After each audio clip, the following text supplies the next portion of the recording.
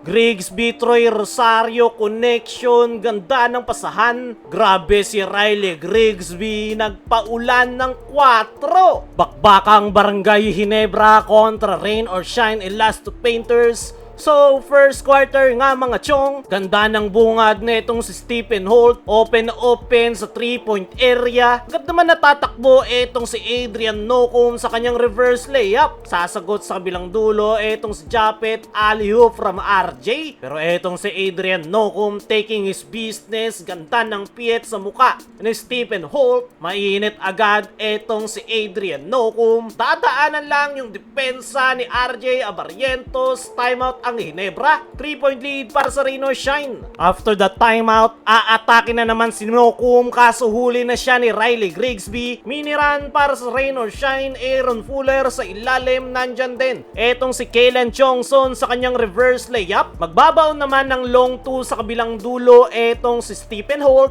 Kaso eto na naman ang Rain or Shine floater from Kalen Chongson. Ang Barangay Ginebra, ganda ng pasahan, 3-4 Troy Rosario. Sasagutin yan etong si Kalen Chongson sa kabilang dulo. Pero etong si Riley Grigsby, mainit, nagpapaulan, dalawang sunod na 4-point shot ang pinakawalan para habulin ng Rain or Shine. Kaso laging may sagot ang koponan ni Coach Yeng. And one play, eto pa si Adrian Nocum, atake to the basket. Sasagot ng isa etong si Isaac Go. Ka-counter naman sa kabilang dulo etong si Aaron Fuller, dinadaanan lang yung depensa. Eto namang si RJ na wala na yung bola, nagawan pa ng paraan, sinawsaw pa sa ere. Pero etong si Aaron Fuller ayaw magpapigil, 3-point shot naman ang kanyang ibabaon.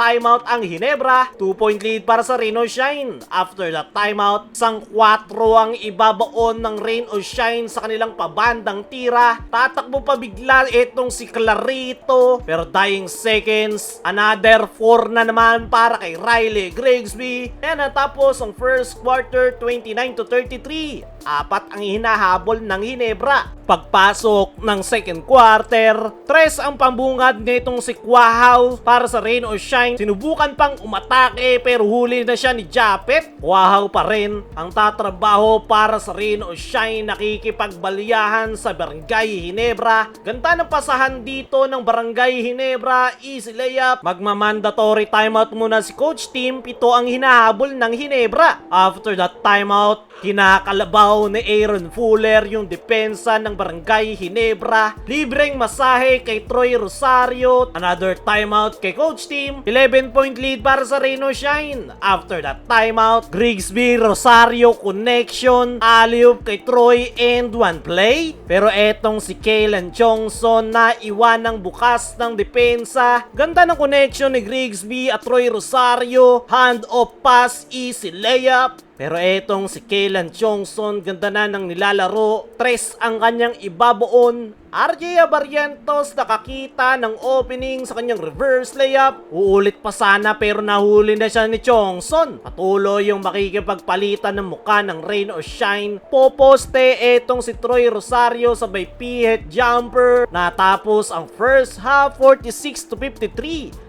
7-point lead para sa Rain or Shine. Leading scorer si Riley Grigsby with 16. Aaron Fuller sa Rain or Shine with 13. Pagpasok ng third quarter, 5 straight points agad sa Rain or Shine. 3 ang ibabaon ni Kalen Chongson at agad makakatakbo si Andre Karakut. Pero isa na namang 4 ang ibabaon ni Riley. Pero etong si Kalen Chongson nagsisimula ng uminit sa 3-point area. Pull-up jumper ang sagot dyan netong si Japet Aguilar. Pero eto na naman si Chongson sa kanyang another 3. Etong si John Abis ang bumubuhay ngayon sa Barangay Ginebra. 5 straight points kasama yung 3 na yan. Sa kanya pa yung rebound at assist kay Japet. Timeout ang Rain or Shine. 13 ang hinahabol ng Ginebra. After the timeout, ganda ng pihit ni Aaron Fuller sa ilalim. Kay Mark Carino kakapasok lang, agad magko-contribute sa kanyang floater shot. Pero 3 ang isasagot dyan ng Rain or Shine. Libreng-libre si Clarito.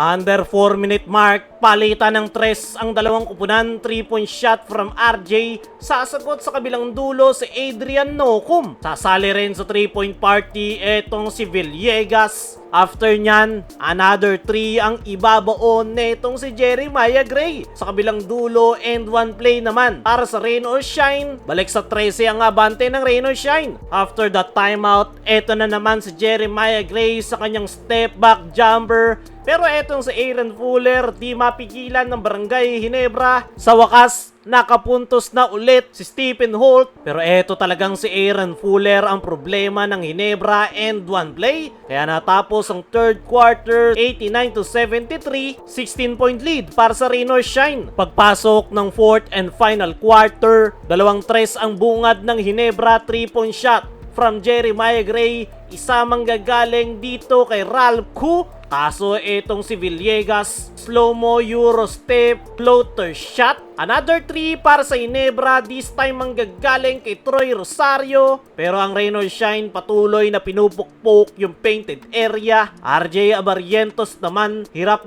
na makapuntos para sa Ginebra. Pero etong si Riley Grigsby, puro 4 kanina, this time 3 muna. 14 pa rin ang hinahabol ng Ginebra. After that timeout, aatake na etong si Riley Grigsby to the basket. Sabay baon ng 3-point shot etong si Ralph Koo. Kaya naman babasa siya ang hinahabol ng Ginebra. Tila bumbero si Clarito, pamatay sunog sa kanyang jumper. Grabe yung bakbakan ng dalawang kupunan hanggang dulo.